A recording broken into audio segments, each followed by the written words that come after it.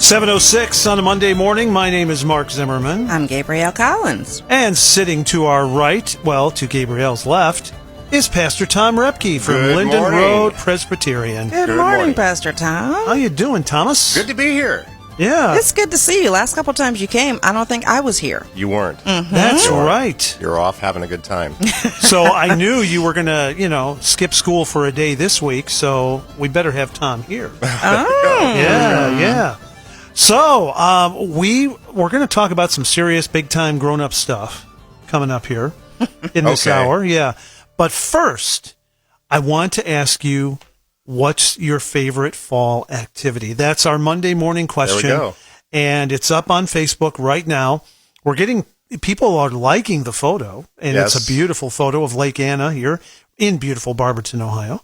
But what is your favorite fall activity? Well, first, we needed people to actually comment on the photo. That's the first thing, right? And their favorite fall activity. Yes, their favorite fall activity. But for us, we got married on September 22nd, Okay. which is actually Bilbo Baggins' birthday, just as a matter of fact. And so, just have to say that. Just slipping that in. And so Melinda and I, we've been blessed to travel to the beach the last couple of years. But that's one part of it. But in our house, because Melinda's an amazing gardener, like Rose Gamgee, who's in the story, she's bringing in the harvest. So our home is just like when she's cooking down the tomatoes and cooking down the peaches to make jam, and it's like an amazing aroma in the home.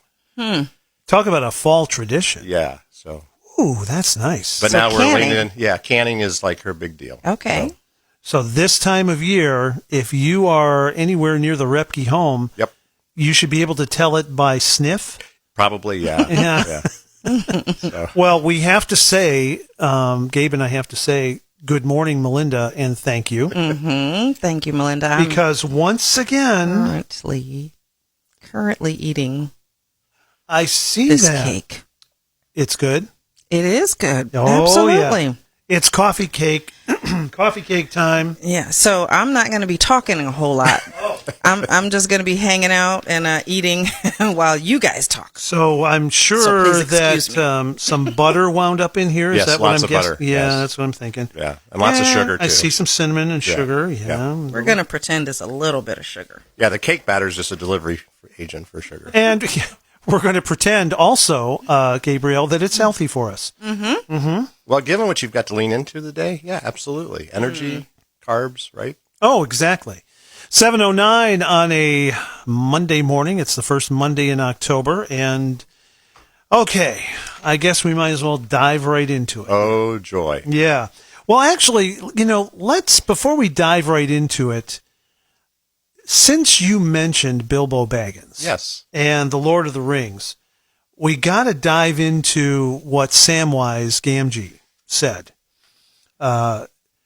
What sort of a story have we got ourselves into, No kidding. Mr. Bilbo? Yes. 2020 has been a year like I've never experienced. And it's only October 1, or the 1st of October, right? Thanks, Tom. It's just like, Mr. Happiness for us Well, right there. yeah, but God's in control. And I think that's the sobering fact in all this. I mean, even your questions last week, over the many weeks, is God on the throne or isn't he? And Right. that's where we have to sit as Christ followers. And what an incredible time, I think, in the midst of the messiness, to be able to speak into our times. How does that play out for you as a pastor Sunday by Sunday? I mean, how have you tried to build that in to the congregation that you serve? Well, partly there's this amazing app called YouVersion, the Bible app, that we've just had all sorts of fun with our folks doing the Bible plan. And if you've not checked that out, the beautiful thing about it is you can invite people in and have conversation and you get to the Bible, whatever plan you want to study. And there's all sorts of them out there, but all sorts of folks you can actually have conversations with each other about. What do you think about this verse? Or what do you think about that verse? And how does it impact? And for us, it's been that.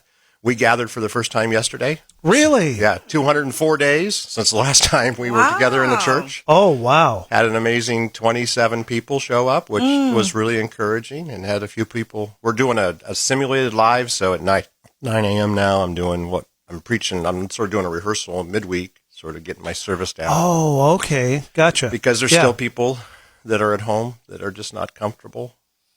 Understood. So, we're going to try to love both of them, both groups. So we had an encouraging turnout yesterday as well. Good. And one of the biggest turnouts since we went back live, but there are still some very familiar faces at our church who are missing. Right. And I think in Richland County, where the church is located, we actually went to Unread last week. Oh, that's right. And now we're actually have the dubious honor of being on the watch list for going to Purple. And part of it is the prison. There's been an outbreak there, but it's not. They're not counting those numbers. It's because of the employees. So 75 of the workers within the prison who live in the community have tested positive. And so, the tension is in all this, how do we live in this? How do we live in this with caution at the same time? How do we... And boldness. Right. As believers. Right. There's a tension there, and it's like that's the difficulty, right? So even like what the president did yesterday, it's like, okay, I just I don't know how to think about those things. It's like this is really confusing. But the good thing is that I don't know how to think about a lot of things: COVID, racial tensions, economic upheaval, presidential elections. It doesn't matter because it's a mountain that I just have to look to the scriptures. So back to that, and it goes back to I think we've talked about this a number of times. It's sort of my rut of discipleship. Are we going to, and even all the stuff leading into what brought me up here this morning on the radio, Andy Napier talking with Keith Getty. He was talking about discipleship. And I think even your question of the day in some regards is like, what's our rhythms about the things that are important to us? Because even that matters to God. Right. How we spend our hobbies and how we spend our free time, that, God is God of all.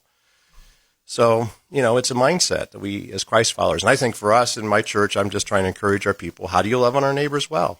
Especially when you hear, I was on a couple of webinars last week with pastors, we're talking that maybe some churches, 30% of churches currently constituted may not ever come back on, in the building long term because of the economic. But you also heard James Bond was licensed to kill the theaters, I guess. So Regal is gone, and it's like, who would have thought? Disney World just furloughed their 28,000. So there's that like, oh my goodness. But it's like, no, we turn to the scriptures, and Psalm 113 is what I looked at this morning, is that, the Lord is exalted over all the nations.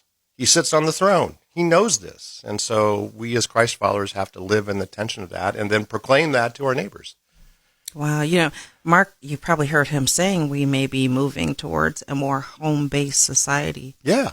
And that kind of, movie theaters going, people can't get back in the church and, but like you said, God's still on the throne. Right. And in our context, our building has been closed, but our church has been doing as much ministry outside the building as we're doing inside. And I think that's the thing that, what's God trying to take us through here?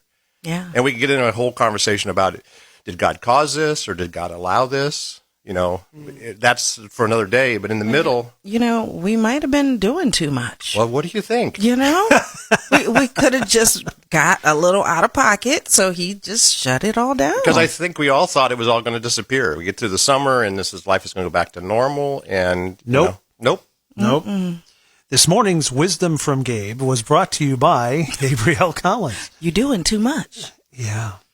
Well, the question is, are you saying that in front of the mirror too? Yeah, absolutely. Okay. Everybody. Boy. We all are. All of us, right. Yeah. We brought you here to help us, Tom, not to meddle. Come on. But I think that's the tension we're all living in. And so the idea, just the beauty of what God's done with you all. I mean, I think of what's happening here with this outpost and how you've leaned in. I mean, February 14th, that was the launch date, right? Mm-hmm. And there was nothing in the planning calendar for like lockdown 30 days later. Right. And here we are 6 months. I think this is 6 months and 20 days later since the lockdown. It's like, okay. Yeah. There was also nothing in our plan for dealing with racial tension. Nope. Mm-hmm. No. And yet, Gabrielle has been an excellent and patient teacher. Well, and I think that's the beautiful thing of community, right? That we're so busy. I mean, yesterday I preached I'm doing a series on dangerous prayers, and yesterday was the story of out of 1 Samuel about Samuel hearing the voice of God, Samuel, and he runs to Eli a couple times, and Eli's like, not me. And then he finally says, hey, next time just say, speak, Lord. And it's this idea, are we quiet enough? And then I use Psalm 46, where God says, be frantic. No. He says, be still. And I think that's part of our culture right now. We're just so frantic. You know, I sent a note on Twitter to Pastor Rich Viotas, who I've quoted here on this program many times. He's from Queens in New York City. His new book is called, it just flew right out of my head. But one of the first parts of the book is about contemplative prayer. And I just sent him a note saying, it's the Deeply Formed Life. Thank you very much. Okay. And the first part of the book is about contemplative prayer. And so this weekend I attempted to practice it. I attempted to just kind of shut down everything that was on the outside. You know, close the computer, turn the phone over, put it away, and just spend time with God in the quiet. And I just said to him, I just went through 15 minutes that were really, really great. I think I want to go for 20. There we go. Exactly. Slowing down, like Gabe was saying. Yeah. Just stop. Yeah, because we absolutely would not have slowed down if something like this hadn't happened. Right. We were just going full speed ahead. Right. And that's the tension again. And we're still trying to. Right. Now we are. Well, and it's interesting. There's another pastor, John Mark Comer, who's out on the West Coast in Portland, Oregon, and he's got a book out, How to Eliminate, the Elimination of Ruthless Hurry. And even the idea, you listen to some of the greats like Eugene Peterson, who's since passed, the author of The Message, or translated the Bible into the Message app version. He talked about that same kind of thing. Or Dallas Willard, and he talks about spiritual disciplines, about how we as God's people, it's not about us doing. And so I really think it's been interesting, like I say, about my small little church, who's celebrating 201 years this year, that we have done more ministry outside the building than in the building, because it's given margin to people. We don't have to worry about coming back in. Although now that we're back in, it was joyful. We celebrated communion, and it just felt good. Now we all had masks, and we've roped off every other row, and it's like, that's complicated. But that's just because I want to love my neighbor well, and I want to make sure that our people, and I was so proud. Everybody came in with their masks, and it's like, okay, we get in a whole conversation about that, masks or no mask. It's like, no, I'm just going to, it's not an issue. We're just going to, lean into being safe with our neighbors. And then get into the details of how do we do these things. And that goes back to discipleship. That's where we're called. Pastor Tom Roepke with us on a regular basis. And when we get back here after we check Andre's forecast, we'll just go through the list. Not of the last 8 months, just the last 18 days. 7:19 the time, and Andre's forecast 60 seconds away.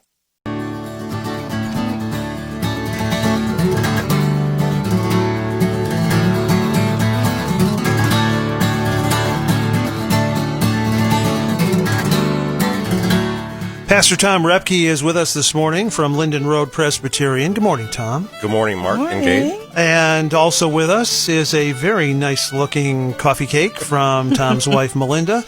And we have been interrupting Gabrielle as she has been trying to have her piece of coffee cake. I'm sorry, you'll have to hang with us here for just a couple more moments, Gabrielle. And then we'll let you get back to it. Thank you. Okay, you're welcome. So, we have talked a lot here, Tom, about the last 8 months. But now let's shrink it down. In the last 18 days, Supreme Court Justice Ruth Bader Ginsburg died. And Tropical Storm Beta flooded the Texas-Louisiana coast. The decision on the investigation into the shooting of Breonna Taylor came down along with violence in Louisville, Kentucky. Amy Coney Barrett was nominated to fill the empty seat on the Supreme Court. At the Cleveland Clinic, the first presidential debate devolved into a shouting match. And on Friday morning, President Trump checked into Walter Reed Medical Center after testing positive for coronavirus. And that's all I had typed, Tom. I just penciled in, by the way, this morning, tropical depression is now northbound off the Yucatan Peninsula in Mexico, headed for New Orleans. Okay. Tropical depression number 26, ladies and gentlemen, in case you were counting. There we go. And 18 days. That's crazy. Here we are in 2020. Now what? Well, I mean, you're using a microscope, and we're all doing that. But I think, for us as Christ followers, it's all about being, seeing with a telescope, of looking beyond this. Because, the problem is today, it happens. I mean, the news cycle, that's, it's what's got complicated, right? I mean, it's like always on, and it's the next story. And so, the things that we as Christ followers need to keep reminding each other as we say that, our God sits on the throne.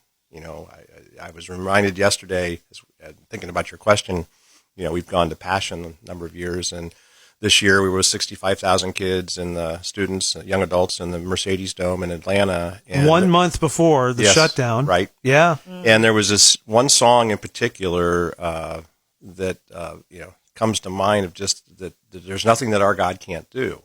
And I think of the great hymn, Immortal Invisible, to be reminded in those moments. And that's where music, and I think it's beautiful what all you are offering in terms of great music, all sorts of different, genres, if you will, to encourage us to be reminded. And maybe that's what we need to spend more time doing, is to say, hey, Alexa, turn on Heartfelt Radio and just let me listen to some worship music to center me, as opposed to wonder what's going on CNN or Fox. It's like, oh my goodness. Yeah. So all those things are under the microscope, and if we spend a lot of time there, it's like, this is complicated. But I was reminded this morning, there's a story out of Acts chapter 2 where we talk about, we talk about the church and how it gathered. But, there's a story about this guy who's paralyzed, who's sitting next to the gate Beautiful, which I think we could spend lots of time talking about that. Here's this guy who's paralyzed, and he's sitting next to a gate that's called Beautiful. He's outside the temple because he's not allowed to go in. And then he goes, Peter's like, what do you want to have happen to you? And they reach him up, and he stand up and be healed in the name of Jesus Christ of Nazareth. And I think that's the part that for us as Christ followers, we need to be speaking even more loudly into our culture, the authority that Christ has given us as his people. The power that comes with leaning into, setting the captives free, binding up the brokenhearted. And I think if we're not busy in our buildings, doing our meetings, and we're outside in the community, loving on our neighbors well, then there's all this opportunity. And maybe that's what God's trying to do, as I'm trying to walk in it as a person, as a husband, as a father, and then as a pastor. Because, sometimes I think we put pastors up. It used to be, I'm thinking now it's more less hierarchical, that we're all in this thing together. And I'm just, one beggar trying to lead other beggars, to food, one step at a time, because I don't have it together. It's complicated. At the same time, the beauty of what the kingdom brings to us, and this amazing story, then if you read through Acts chapter 2 and then 3 and then 4, this one act of this guy moving from being paralyzed to being healed then changes everything, and actually creates, there's 5,000 people come to faith because of what he did. 5,000 men come to faith. Men, yeah. So who knows? And the church flourishes, and that's just, the first couple months after the resurrection, maybe, or a year after the resurrection. I mean, that's crazy, but it's crazy cool, and it should encourage us as Christ followers. I think we just have to remember, we've been talking about joy, joy in any situation. No matter what happens in this world, we are still supposed to be focused on, following Christ. And we can make the best of any of these situations. Like you said, though, we probably need to shut the news off. Yes. You know what I mean? Yeah. Because that's it's putting our focus kind of on fear. Right. True. And if we kind of just shut that down, spend a little more time in the Word, I know the other day I started reading way too late. Oh, okay. Because I had to be to work, but Right. I got into the Word and I couldn't stop. I just kept going, That's kept good. going. And sometimes but I also watch the news a lot. You know what I mean? So sometimes you just need to shut that down, Right. go into the Word, and just remember, God's promises. We can be fine in any situation, right? Right. And I think the other thing is in God's economy, need to be reminded we have an enemy, right? Right. Who wants to come against us. One of my favorite verses is John 10:10. The evil one comes to kill, crush, and destroy, but Jesus says, I've come to give you an abundant life like you've never experienced. That's sort of. There's my favorite word again. What's that? But. But The word but God. Whenever that word shows up in Scripture, it usually turns out for our good. Right. Well, and even that, I mean, looking here, I mean, and it's complicated because even in reading the story, you know, as this guy gets healed and he goes into the temple, and I'm wondering what that was like because he didn't know any of the traditions. So he goes into the temple and he's jumping around. Because he's never been there before. Right. He's finally in there. Right. And so for us as, you know, 21st century Christians, what does our churches look like? And the idea of the things we should be engaging in our communities. Because I really think the day of people coming to our buildings is like, and we've already proved that to some degree for the last 6 months, is that it's been amazing to see how the kingdom has flourished because of this whole thing called the internet. I mean, it's also a delivery of bad, right? There's evil that comes through it, but it's amazing how your technology here, we're not limited to my radio dial. I can, say, hey, Google, play. I can cast it to my Google Chrome. It's just, it's beautiful. And Speaking of she your answered Google, you. Yeah, sorry about that, Google. Alexa wants to say something. Yes, she does. Yeah, but there's always a door that gets shut. So even here in chapter 4, it says, but many who heard the message believed, so the number of men who believed. But then the next days, the rulers, the elders, and the teachers of the law met in Jerusalem, and they were not happy, it goes on to say. And they throw Peter and John in prison. Right. Yeah. So there's a weight to it. There's a cost to it. But that's, if we live within the tension of that God's in charge, then he knows that. Or even your quote this morning of the thing from Dietrich Bonhoeffer. Mm-hmm. I mean, we know the end of the story in his life, right? Yeah, at least earthly act life. of obedience. Yes, he was hanged by the Nazis with, I think, less than a month remaining in World War II. Yeah, who would have thought? And yeah, if he had survived one more month, he would have been a free man. And who knows what shape the church might have taken had he lived. Right. And yet he gave his life for his faith. Right, and it's that faithfulness. And so that's the question, I think, even as we think about how God, yesterday I was trying to unpack this idea, how do we hear God speak? Because I think for all of us, it's like, is he in it? Sometimes he speaks very clearly through his word, like he is this morning. He also speaks through other people. He speaks through our circumstances. So when I think about COVID, I just think about or racial tension or political tension. Part of it is it's us. I mean, we've seen the enemy, and he is us. I think Pogo is the one. Yeah. One act of obedience is better than 100 sermons. Dangerous thing to say as far as our heartfelt thought of the day with a pastor in the room. Oh, I get it. But yeah. Again, Dietrich Bonhoeffer, one act of obedience is better than 100 sermons. Right. And if we think about that in the tension, so yesterday as we celebrated communion, this amazing meal, the meal of remembrance, we reminded, what did Jesus do? I mean, there were 635 laws in the Old Testament that they were supposed to follow, and then they sort of push it down to 2, love God and love others. But then Jesus simply says to the disciples, okay, after he washes their feet, to say, go and do likewise. Love others as I've loved you. And that really comes down to the simple commandment that if we love our neighbors well in this moment, and so that's where I wrestle through the idea of the whole, how do we handle this from a government standpoint in the sense of the mask or the no mask? I mean, those become questions. It's like, it's so confusing, because when I see people, it's just like, why can't we just lean into this? I mean, I appreciate science and there's people on both sides, but it's like, it just becomes such a distraction as opposed to let's just be healthy. Time right now, 7:31. We'll check the forecast with Andre here in a second, and then back to the conversation. Maybe working a little civics into the conversation, too, with Pastor Tom Roepke from Linden Road Presbyterian Church. Coming right up. Lift me up at the right times. You never know what you're going to hear, and it just brightens everything, that's dark in my life. Heartfelt Radio, 91.9 FM.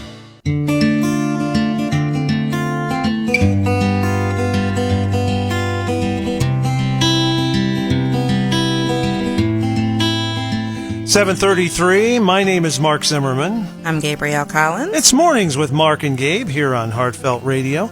Pastor Tom Roepke back with us from Linden Road Presbyterian this morning. Morning, Tom. Good morning. Good morning. And our thanks once again to Tom's lovely wife, Melinda, for another amazing coffee cake. With no nuts. Thank you, Melinda. I'm You enjoying know, it right now. Melinda's coffee cake ministry is very strong. It is. Yes. It's very strong. It's a gift. It would win converts, without a doubt. Yeah. You So know, true. we were talking earlier this morning here about civics, really, in the last hour when you get right down to it. Tom, today is the last day here in the state of Ohio for people to register to vote in the election 30 days hence. 29 days, I think, really, at this point. Right.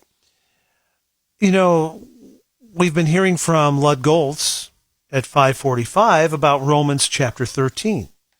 That's where he is. The idea of our submission to the authorities. Of course, Paul writes elsewhere about praying for those who are in power above us. But along with that, we don't just have in the United States of America the responsibility to pray as believers. We have the responsibility and the privilege of helping to make that decision.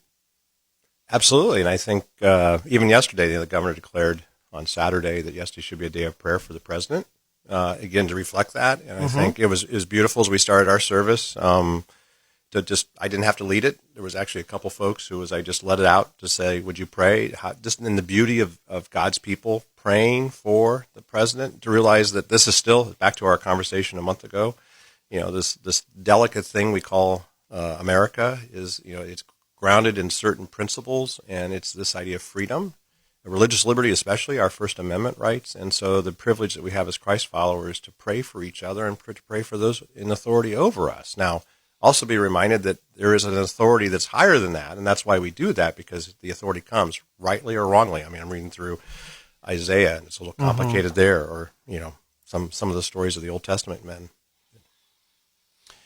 Time right now is 7:35. So if we have not registered to vote, we've got, 12 plus 4, 16 hours or so Right. left to do that. Right. I really am not all that concerned with how people vote. Correct. I am merely concerned that they, as I always say on election day after I leave the polling place, exercise the franchise. Right. Yeah. Let your voice be heard. And, we can go to Dave Zanotti's website. Sure. Because he's got lots of information, of course, at ivoters.com. But he's also got there a sheet that you can print out on how many elections have been affected by a single vote. Oh, yeah. I mean, I was on the Board of Elections in Ashland County for 8 years, and I actually had a school board race. A friend of mine, and it was kind of fun that we actually had to do it on the flip of a coin.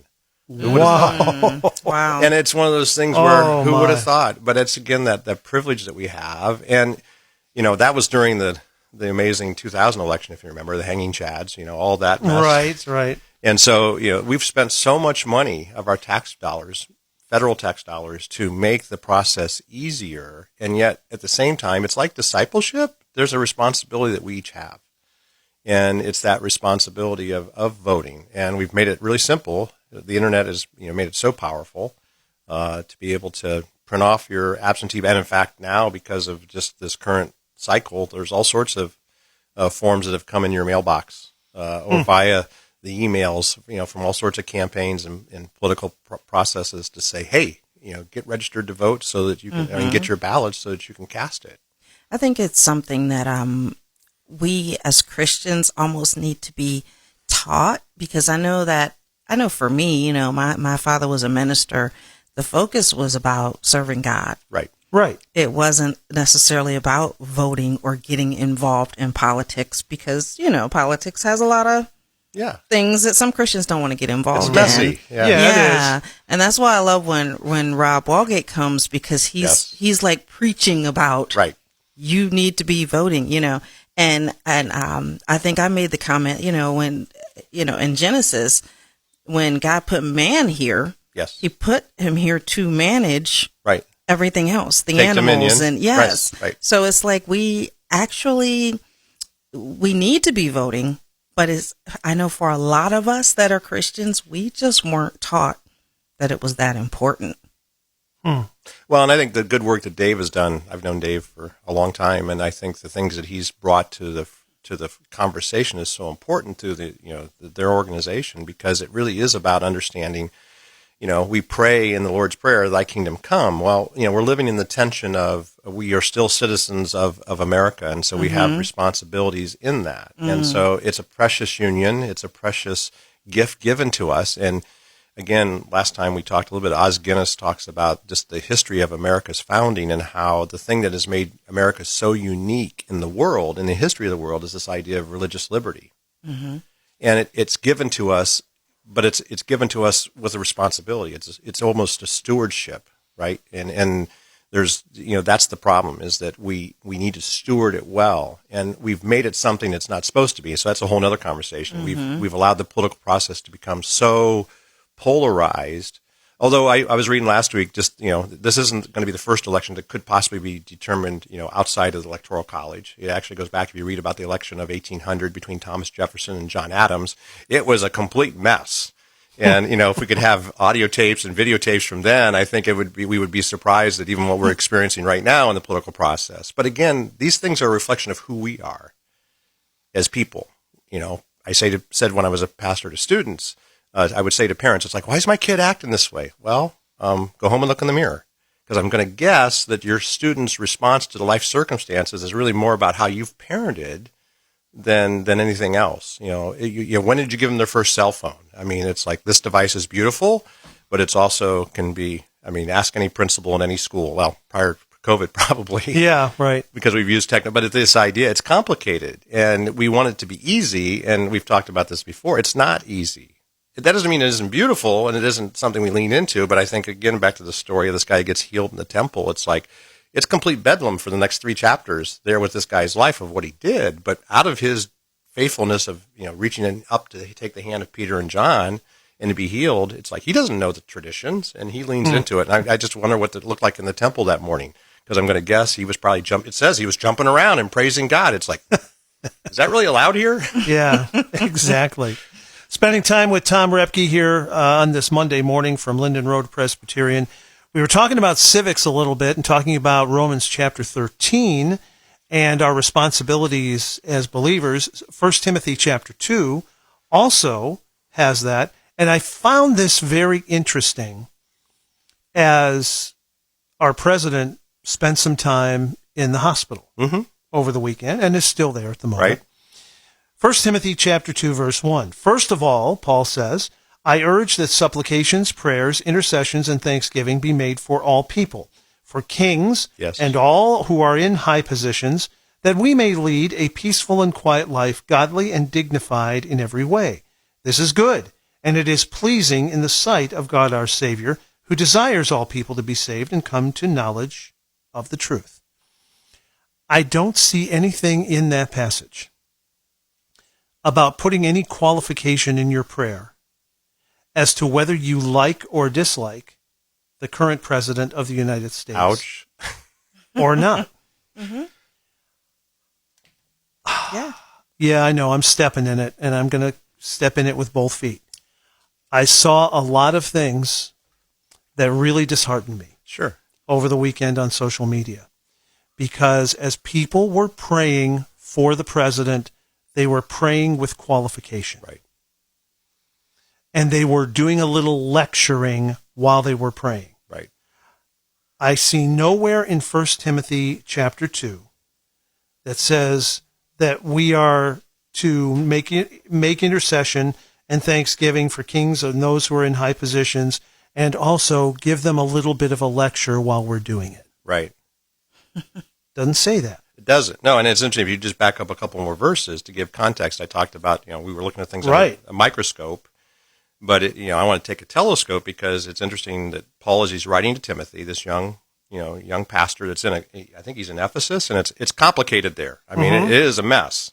And so Paul's trying to encourage him, and he doesn't have the internet, he doesn't have Snapchat, he doesn't Facebook Messenger. I mean, he's writing to him, so we have the beauty of this, but he reminds him, and he says in verse 17, now to the King eternal.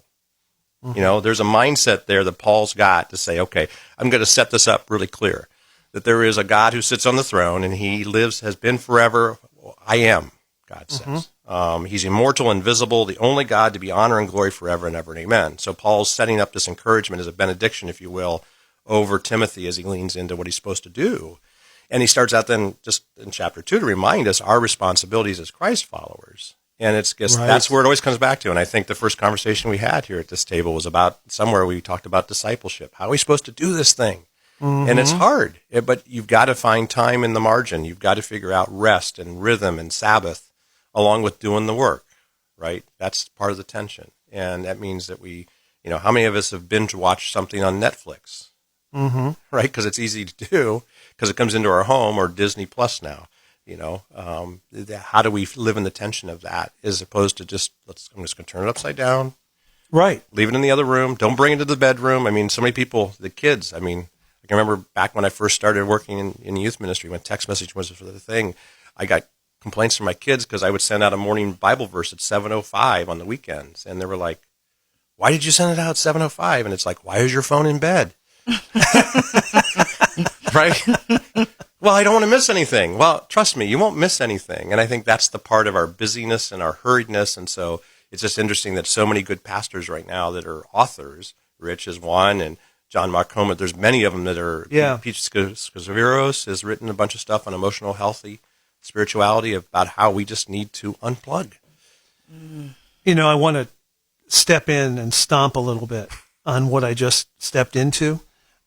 For all those who are, and I know there are people who will say that, I just kind of poked the folks in Christianity who are on the left, who were doing some of the lecturing this weekend. For those of you who are to the right in terms of your Christianity and your outlook on life, wait a minute. I'm not done yet. There were times between 2008, 2009, and 2016 when there was a Democrat serving in the White House, where the right part of the church, the right-wing part of the church, also did some lecturing as they prayed. Nobody gets away clean on this. Right. Because as human beings, we want the Bible, I think, to reflect ourselves. Absolutely. And we don't want it to necessarily reflect the God who is above us. Who's eternal. Who is eternal. And again, I would just caution everyone as we approach these last 30 days, 29 days before the election. 1 Timothy chapter 2, verses 1 through 4, say nothing about a prayer for those in service, in government above us, that we are to qualify those prayers in any way. Right, and I think part of it it throws us back to the comments that the statements you've made over the many months is God on the throne? Yes.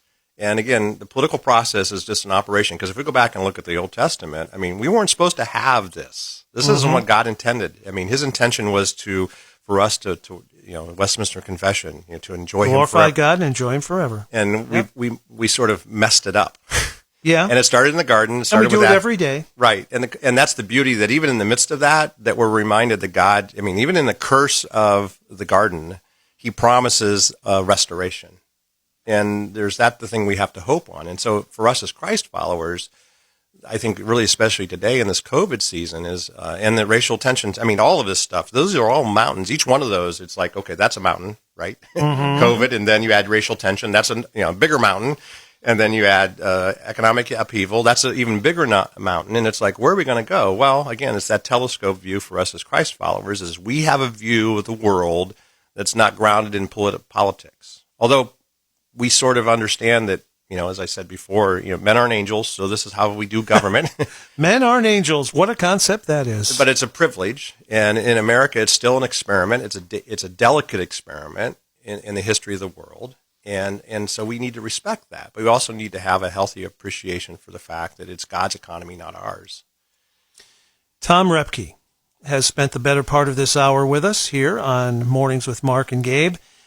Tom, if they want to find out more about your outpost, where you are pastoring, how can they do that? LindenRoad.church. Linden spelled LINDROAD.church. LindenRoad.church. Or we're on Facebook the same way. So okay. Would be happy to have people check us out. You can find me at Sam Gamgee on Twitter and on Instagram too. Try to just have some fun conversations there. What sort of story have we fallen into? Yeah. And congratulations on getting back into the church building. Yes, although in Richland County, we may go purple next week. It's like, okay. So that may be a... Now, what is purple? It's like the highest level. And That's higher than red. It is. Oh, wow. And it means, and it's just one of those things. And so we even talked yesterday. It's like, how do we do this? Mm-hmm. We're just going to trust that God's in it. And we've already had fun online, and we'll continue to do it that way. Mm-hmm. And it was fun to see each other and celebrate the Lord's meal together. Yeah. Although we did it with those little packets, it was like, I'm just not ready for that. Everybody's using the packets now. Yeah. Something about bread. There's just the beauty of the smell and the feeling, the texture, and the cup. And please thank Melinda for another coffee cake. My pleasure. Yes. Coffee Cake Ministry. I'll tell you, folks, she's got it down. She does.